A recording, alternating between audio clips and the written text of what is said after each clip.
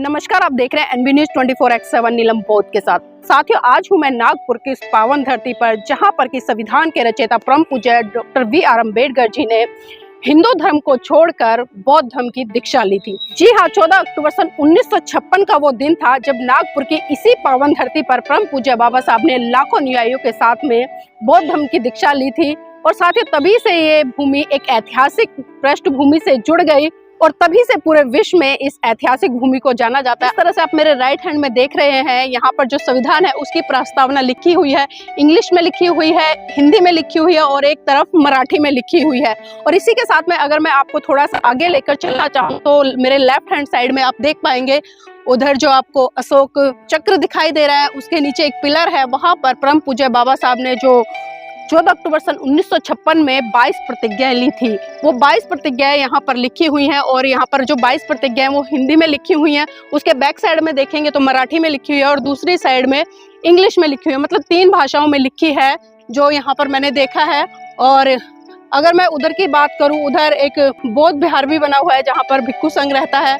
और इसी के साथ में हम थोड़ा सा आगे चलेंगे तो आगे ये परम पूज्य डॉक्टर बाबा साहेब अम्बेडकर स्मारक स्मृति दीक्षा भूमि नागपुर का जो कार्यालय है वो कार्यालय है। और मेरे साथ में बहुत सारे लोग आए हैं और साथियों, सामने का जो दृश्य है आपने इसको देखा होगा बहुत सारे चित्रों के माध्यम से, यूट्यूब पे, फिल्मों में, कई गानों में। और शाम की इस खूबसूरती को दर्शाते हुए ये अद्भुत दृश्य है आपके बीच में मैं नागपुर की धरती से दिखा रही हूँ। और मेरे साथ में तमाम साथी यहाँ पर आए, मेरे साथ में भंते जी है, भंते जी से भी जुड़ने का प्रयास करूंगी।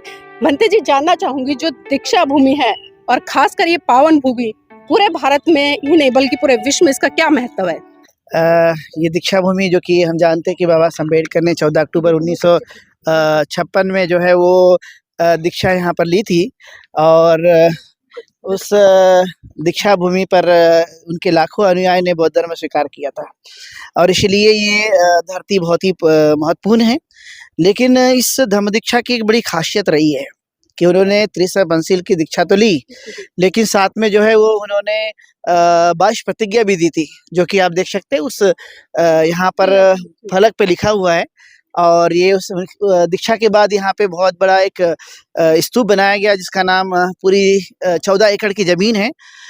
इस भूमि पर आप देख सकते हैं बहुत ही सुंदर गेट बना हुआ है और बाबा साहब अम्बेडकर की अस्थि भी अंदर यहाँ पे इस दीक्षा भूमि में रखी गई है। तो इस तरह से देश भर के उनके अनुयायी और भारत के नहीं तो दूसरे देश के भी लोग यहाँ पर बड़ी संख्या में इस दीक्षा भूमि पर आते हैं। और आज भी हम लोग बहुत बड़ी संख्या में देख सकते हैं कि नीलम बौद्ध है, अर्चना गौतम है, सुभाष बौद्ध है और करुणा है और इवन वंदना भांगे है।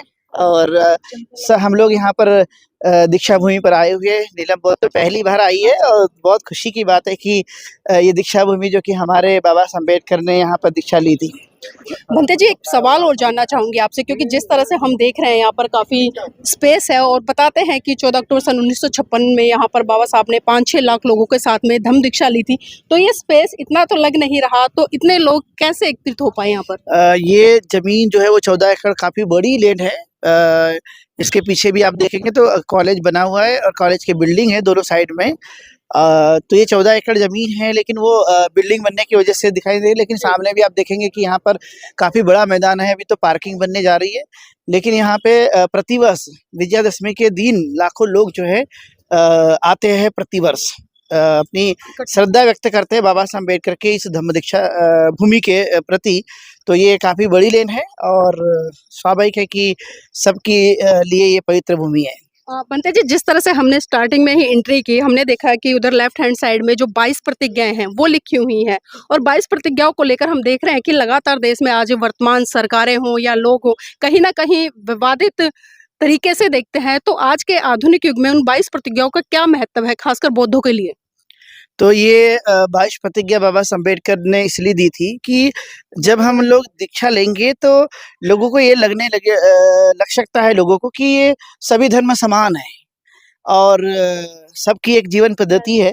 और इसलिए बाबा साहब अम्बेडकर ने जो है उस तत्कालीन समय को ध्यान में रखते हुए कि सभी धर्म समान नहीं है बल्कि सभी में जमीन आसमान का अंतर है और बौद्ध जीवन पद्धति जो है वो सभी धर्मों से हटकर है। जी। और इसमें बौद्ध धर्म में किसी प्रकार का कोई कर्मकांड नहीं, और न देवी देवताओं को मानने की प्रथा है और न ही किसी प्रकार के पिंडदान की प्रथा है।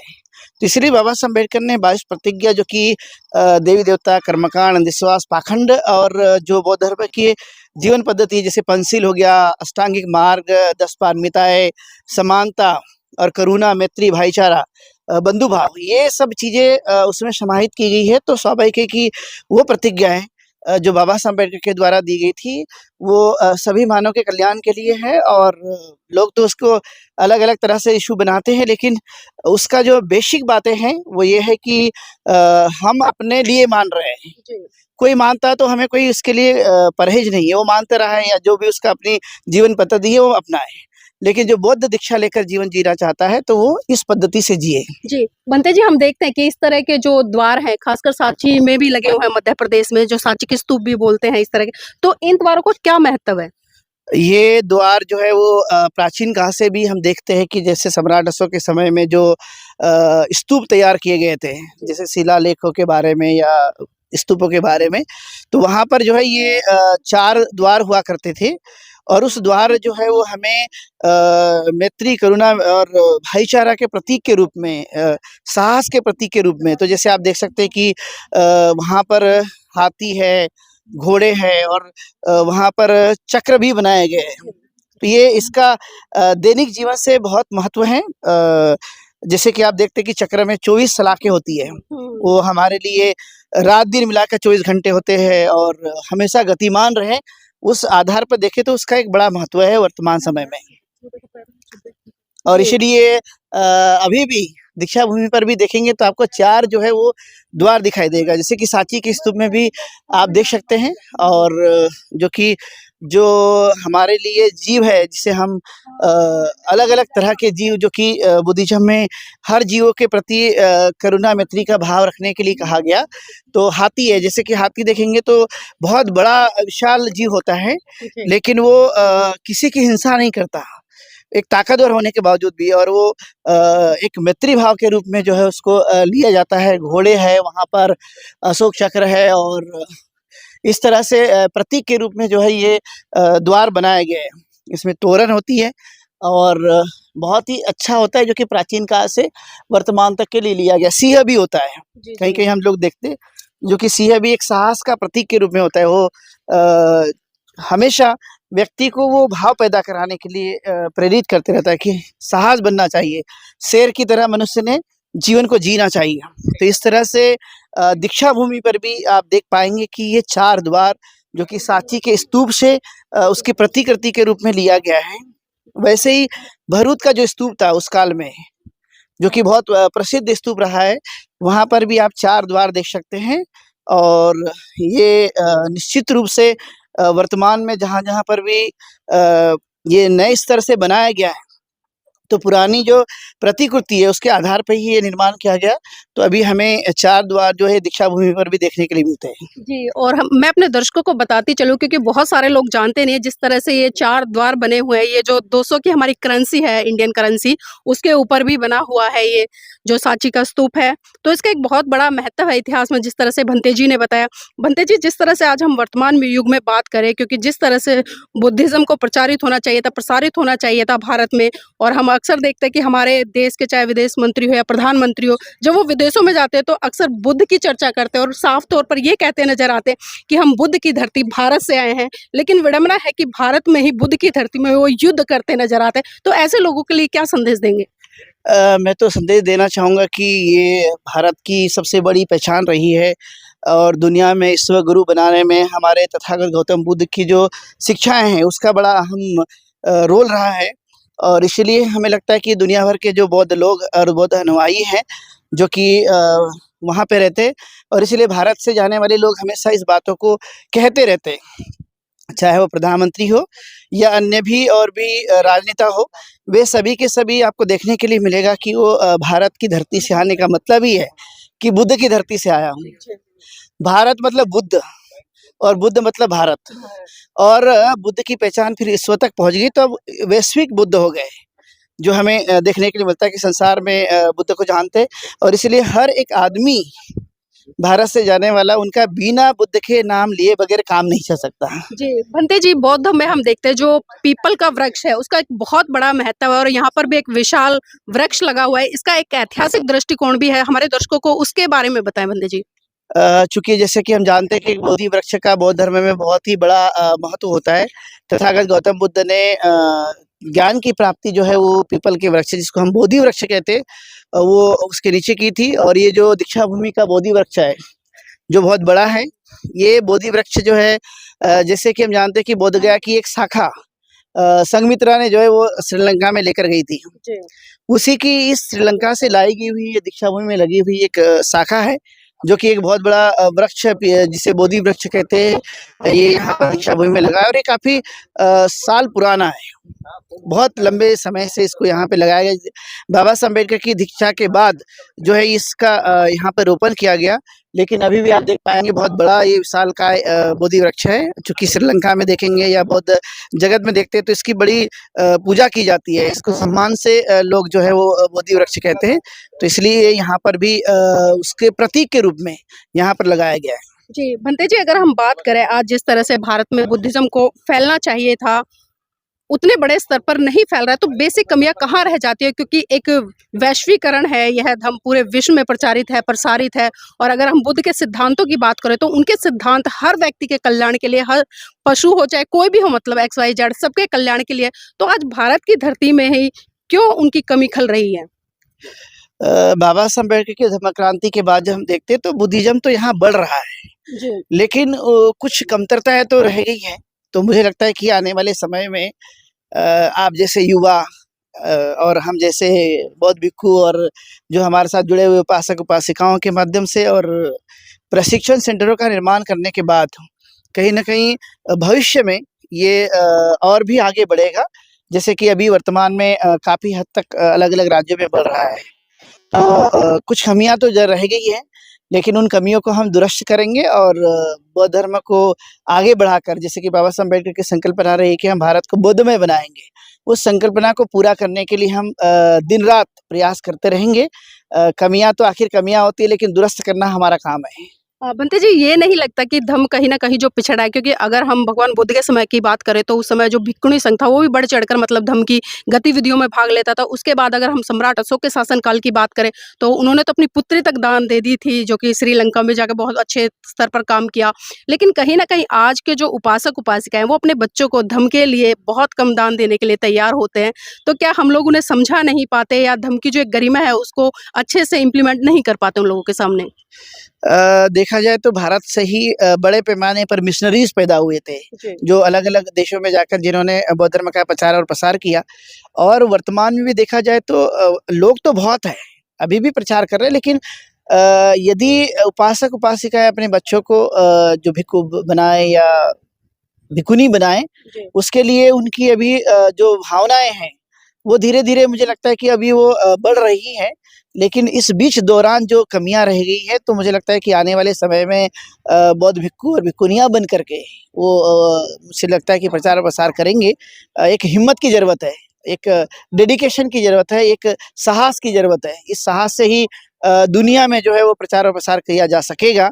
क्योंकि अभी भी बहुत सारे लोग को लगता है कि कैसे हम लोग अपने बच्चे को भिक्खु भिक्खुनियां बनाएं, क्योंकि उनकी सुरक्षा की भी एक बात होती है। तो अब जो है वो धीरे धीरे सेंटर जैसे निर्माण हो रहे हैं या और भी लोगों में जागरूकता आ रही, तो वो धीरे धीरे जो है वो बौद्ध भिक्खुनी और भिक्खु भी बनते जा रहे हैं। ऐसे बहुत जगह आपने देखा होगा और इसके लिए प्रयासरत है सभी लोग। और आने वाले समय में इसका कुछ जो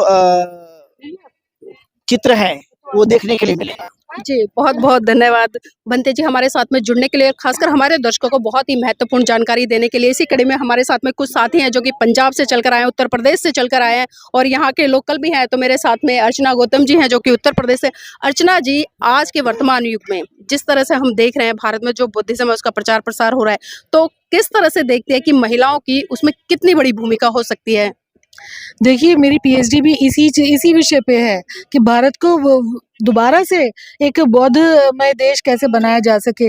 तो ये एक माँ की ड्यूटी है कि वो अपने बच्चों को ये चीज़ संस्कार में डाले है ना, उन्हें जब बहुत छोटे होते हैं तो उसी समय से उन्हें बताना शुरू करें कि देखिए ये हमारा प्राचीनतम जो हमारे देश में ही जन्मा था, ये वो धम्म है और इस धम्म में आने के बाद ही आपकी तरक्की होगी, आपको मुक्ति का मार्ग मिलेगा, हर तरह की चीज़ें यहाँ प्राप्त होगी, आपको बराबरी मिलेगी, आपको सम्मान मिलेगा।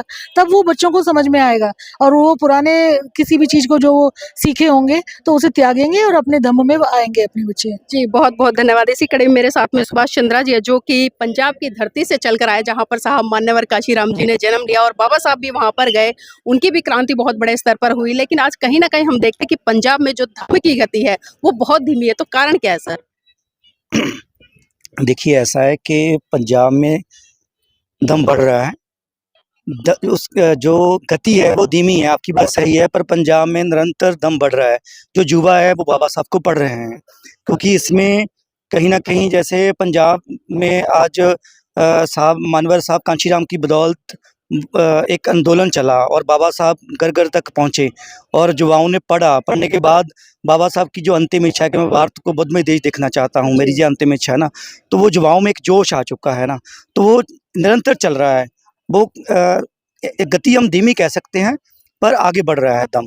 इसमें ऐसा नहीं है कि थोड़ी दिक्कतें आ रही हैं, क्योंकि हमारा जो हमारा समाज है ना, वो कहीं न कहीं अंधविश्वास से बहुत जटिलता से जुड़ा हुआ है, काफ़ी लंबे समय से जुड़ा हुआ है। उसे निकालने के लिए देखिए ना, कितने सालों की मिट्टी पड़ चुकी है, उसे साफ़ करने में थोड़ा समय लगेगा, क्योंकि भगवान बुद्ध का दम है, ये सच्चाई पे आधारित है, सच्चाई पे टिका हुआ है और जो सच है लोगों में जल्दी वो पल्ले नहीं पड़ता, तो थोड़ा समय लगता है उसमें ना।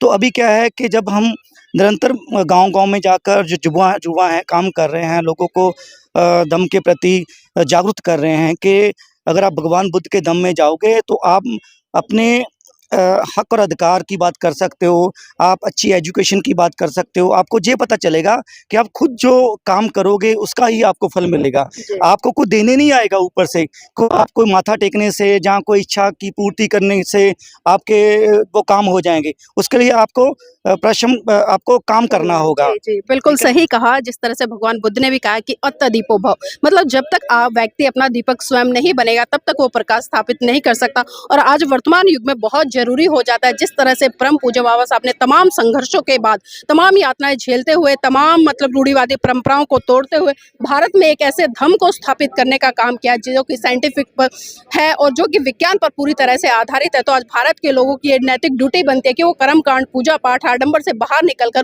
उस धर्म की तरफ बढ़े, जिस धर्म के कारण पूरे विश्व में भारत को जाना जाता है।